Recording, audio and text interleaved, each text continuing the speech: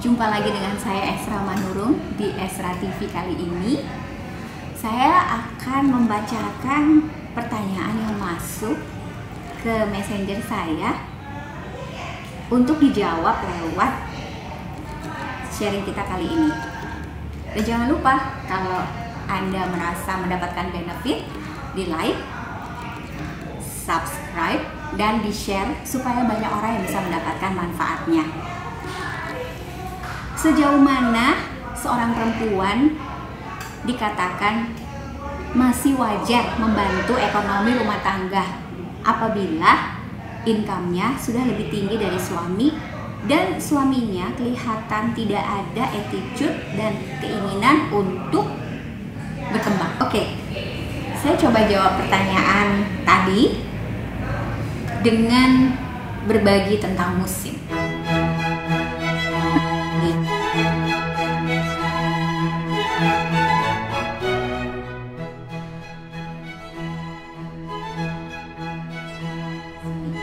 Kalau pada satu musim dalam berumah tangga, seorang perempuan harus menjadi tulang punggung, saya percaya itu mestinya tidak selamanya. Akan ada musim yang berganti di mana suami yang akan bangkit untuk menjadi tulang punggung keluarga. Dan ini ada di dalam hati setiap perempuan. Siapa perempuan yang tidak mau suaminya maju, suaminya sukses?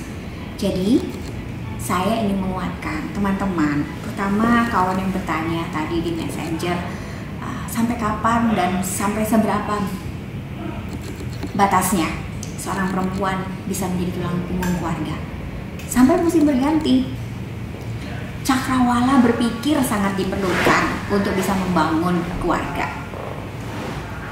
Tidak sedikit perempuan yang menikah dengan suami yang sudah punya karir baik, lalu di tengah jalan sesuatu terjadi, suaminya berhenti dan harus istrinya yang menjadi pencari nafkah. Tapi jangan lupa, kan sebelumnya suaminya juga punya karya.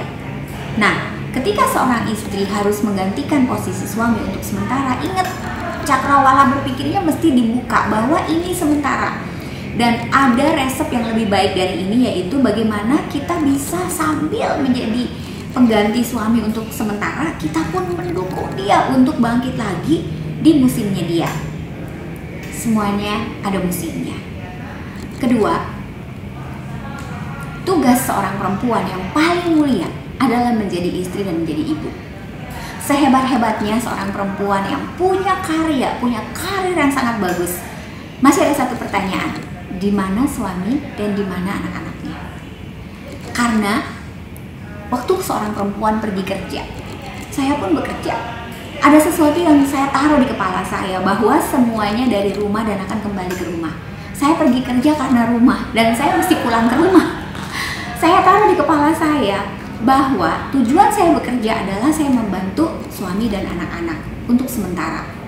Jadi belief system saya sudah terbentuk, sehingga sehebat apapun kesuksesan di luar, saya tetap tahu masih ada satu PR lagi yang harus saya lakukan, yaitu mendukung suami dan mendukung anak-anak.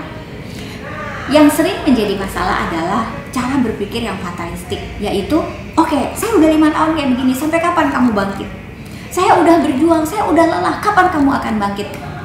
Permisi tanya, itu dukungan atau protes?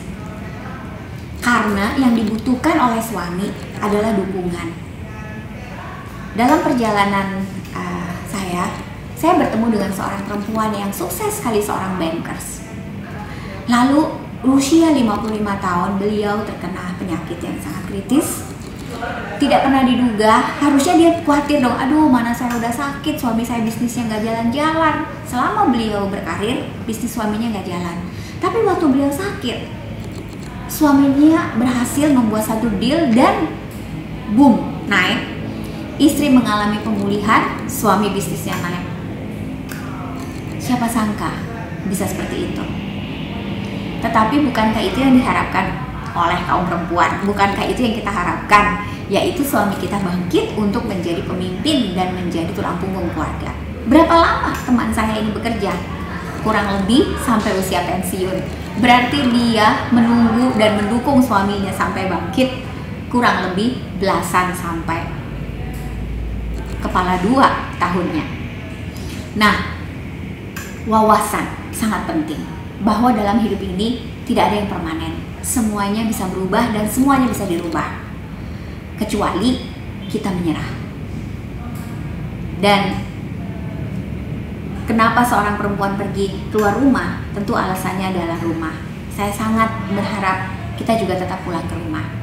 Jangan lupa, waktu kita keluar rumah, pergi bekerja, sebenarnya izin dan dukungan yang diberikan oleh suami dengan mengizinkan kita pergi, sebetulnya suami itu sudah melepaskan beberapa haknya, yaitu hak untuk ditungguin di rumah, hak untuk diurusi sepenuhnya oleh istrinya. Anak-anak pun melepaskan hak mereka untuk punya mama yang full time di rumah. Kita mulai menghibur diri dengan mengatakan quality time, artinya waktu kita banyak kepake untuk yang lain. Itu juga sebuah kebesaran hati dari suami. Jangan lupa, kesuksesan kita di luar tidak akan pernah ada kalau di awal dia tidak mengizinkan kita pergi.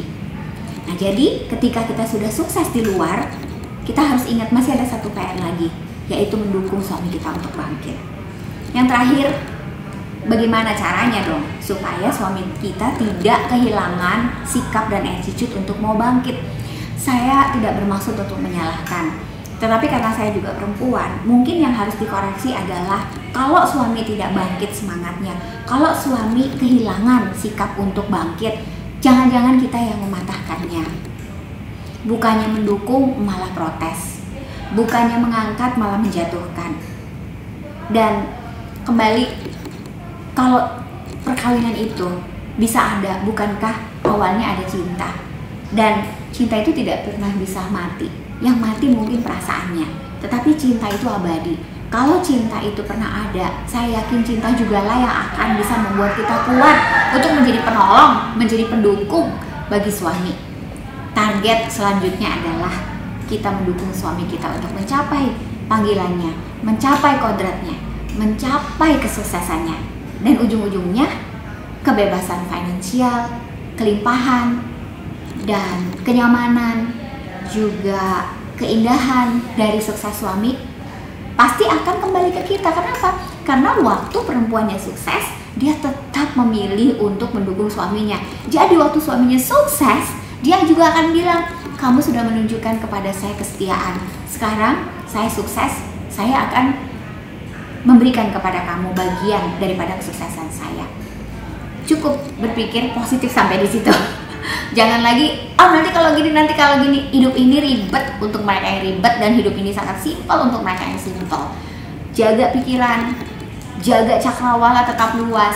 Jadi sampai kapan seorang perempuan bisa bertahan untuk menjadi tulang punggung? Dia sendiri yang menentukan, dia sendiri yang akan menentukan itu panjang atau pendek. Dan jangan lupa, itu hanya sebuah musim. Tetaplah kuat, tetaplah semangat, karena habis gelap pasti terang, dan kalau terang sudah datang, gelap pasti akan pergi. Bangkit perempuan Indonesia, kita bisa.